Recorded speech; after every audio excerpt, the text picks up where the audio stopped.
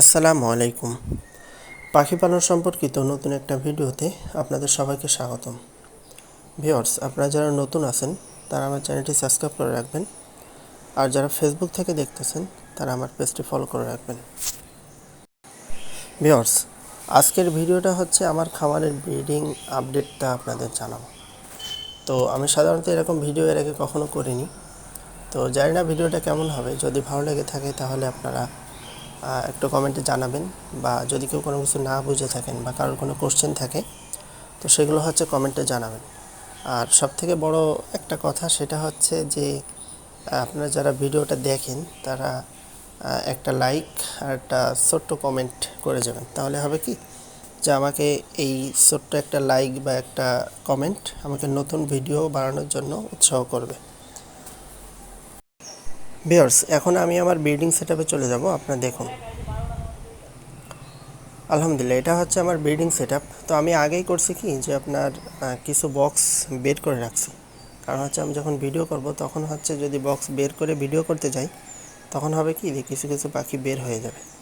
তো তারপরেও একটা পাখি বের হয়ে গেছিলো, আপনারা ভিডিওতে দেখতে পারবেন, এই আর কি। তো যাক, আলহামদুলিল্লাহ প্রথম বক্স শেষে এটা হচ্ছে দ্বিতীয় বক্স। আপনার তৃতীয় বক্সে আর কি ডিম আছে, প্রথম দুইটা বক্সে বাচ্চা আছে, এখানেও ডিম। এখানে হচ্ছে উপরের সেটআপে সবগুলো আর কি আপাতত ডিম আছে। তো এখানে আর কি ব্লু সিলভারের বাচ্চা আছে, 3টা বাচ্চা। তো আমি সাধারণত 2টা বা 3টা করে ডিম দিই। অনেকে আছে 4টে 5টা দেয়, কিন্তু আমি 2টা বা 3টা করে দিই। আপনার গোল্ডিয়ানের কাছে হলেও আপনার সর্বোচ্চ 4টা ডিম দিই। ও যদি 5টা 6টাও ডিম পারে তো বাকিগুলো ফোস্টার করে দিই, আর হচ্ছে ওদের কাছে 3টা বা 4টা এইভাবে রাখি। তো এই হচ্ছে আমার ব্রিডিং হিস্টোরি। তো আপনারা দেখুন, এই আর কি। তো এই পাশেও আছে কিছু বাচ্চা। আপনার এদিকে উপরের লাইনে আমার হচ্ছে 2টা করে বাচ্চা দেওয়া থাকে, কারণ এখানে হচ্ছে আপনার এই কিছু হাই মিউটেশনের বাচ্চা থাকে উপরে। এই কারণে এগুলো হচ্ছে আপনার আমি 2টা করে এই বাচ্চা দিয়ে থাকি। ভিউয়ার্স, এখন হচ্ছে আমি গোল্ডিয়ান দিয়ে যে বাচ্চাগুলো বড় করি এখন হচ্ছে সেগুলোর ভিডিও। এখানে প্রথম বক্সটা ডিম পারেনি পাখি, মানে আসলে প্রথম না, এটা হচ্ছে লাস্ট বক্স। আচ্ছা, এখানে একটা পেয়ার সে ডিম পেড়ে নিয়ে বসে আছে। এই পাখিটা হচ্ছে আমার 6টা ডিম পারছিল, কিন্তু আমি ওদের কাছে 4টা রাখছি আর বাকি 2টা ফোস্টারিংয়ে দিয়েছি। আসলে ফোস্টারিং আসলে না করালেও হয় না, কারণ একসাথে যদি আপনি 6টা বাচ্চা গোল্ডিয়ানের কাছে দিয়ে রাখেন তো সেক্ষেত্রে হবে কি যে পাখিটা 6টা বাচ্চা খাওয়াতে গেলে ওদের প্রচুর কষ্ট হবে। তো এই কারণে হচ্ছে আমি যেন ওদের কষ্ট কম হয়, এই কারণে ওদের 2টা ডিম আমি ফোস্টারে দিয়ে দিছি। তো বাকি বক্সগুলোতে আছে টুকটাক, প্রায় সবগুলোতে ডিম আছে, বা সবগুলো পাখির এখনও ডিম হয়তো পাড়া শেষও হয়নি। তো এভাবেই আছে আর কি। তো এই কোনো বক্সে আছে, কোনো বক্সে নাই এরকম, বা যেসব বক্সে 2টা 3টা ডিম আছে ওরা পারবে মিনিমাম 4টে 5টা 6টা গোল্ডেন সাধারণত ডিম পারে। তো এটা হচ্ছে আমার গ্রে হেড পেয়ার। তো আপনারা দেখুন, আপনারা যারা গ্রে হেড পেয়ার করতে পারেন না তারা এইভাবে পেয়ার করবেন, আশা করি আপনাদের গ্রে হেড বাচ্চা চলে আসবে। আর হচ্ছে আমাকে অনেকে কমেন্ট করেন যে ভাই আপনার পাখির মানে ব্রিডিং বিষয়ক, মানে ব্রিডিং যে ওষুধগুলো লাগে এগুলো নিয়ে একটা ভিডিও করার জন্য। তো আমি হচ্ছে বরাবরই বলি যে ভাই, পাখি সুস্থ থাকলে পাখির ব্রিডিং কোর্স করাতে হয় না, ঠিক আছে? তো পাখি মেন হচ্ছে আপনার পাখি সুস্থ রাখতে হবে।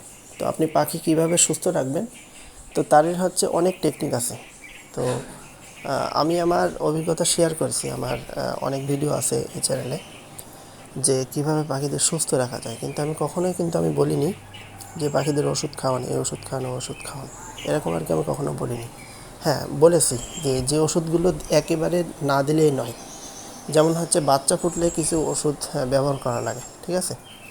তো আমি এইগুলো আপনাদের বলেছি, অথবা আপনার বাৎসরিক কিছু কোর্স আছে যেগুলো আপনার করাতেই হবে, না করালে আসলে পাখিগুলোর অসুবিধা হয়।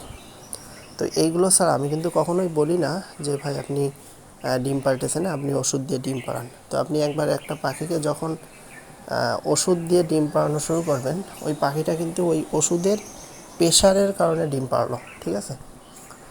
তো যখন আপনি একটা পাখির প্রেশার দিয়ে ডিম পাড়াবেন তখন কিন্তু ও আস্তে আস্তে দুর্বল হয়ে যাবে, ঠিক আছে?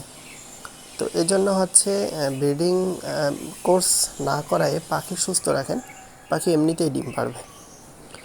আপনার বছরে যে কৃমির যে কোর্সগুলো আছে বা গোল্ডেন যারা পালেন, প্রিন্স পাখি পালেন, তাদের ক্যাঙ্করের একটা ঝামেলা থাকে। ওই ক্যাঙ্করের কোর্স, তারপরে হচ্ছে মাল্টিভিটামিনের কোর্স যেগুলো আছে, এগুলো কিন্তু ভাই আপনার বাৎসরিক কোর্স আছে অথবা মাসিক কোর্স আছে।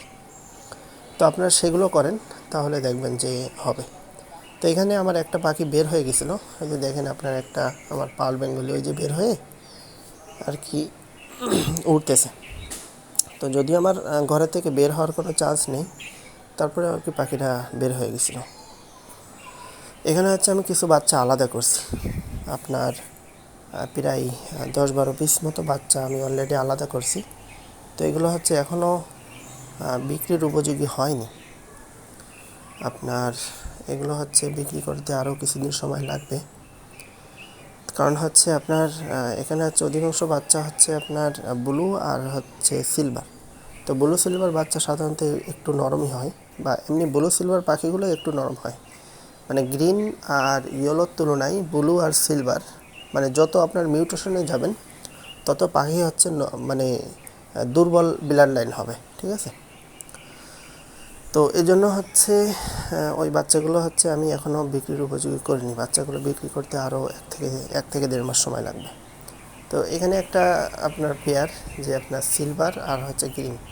তো আমার এই পেয়ারটা হচ্ছে আমি আপনাদের সামনে এই জন্য ধরলাম, এই পেয়ারটা হচ্ছে আমার স্পিরিটের পেয়ার। তো এইখান থেকে আমি 4 রকমই বাচ্চা পাই। মনে করেন যে ইয়েলো, গ্রিন, ব্লু, সিলভার, আমি 4 রকমই এরকম পেয়ার থেকে বাচ্চা পাই।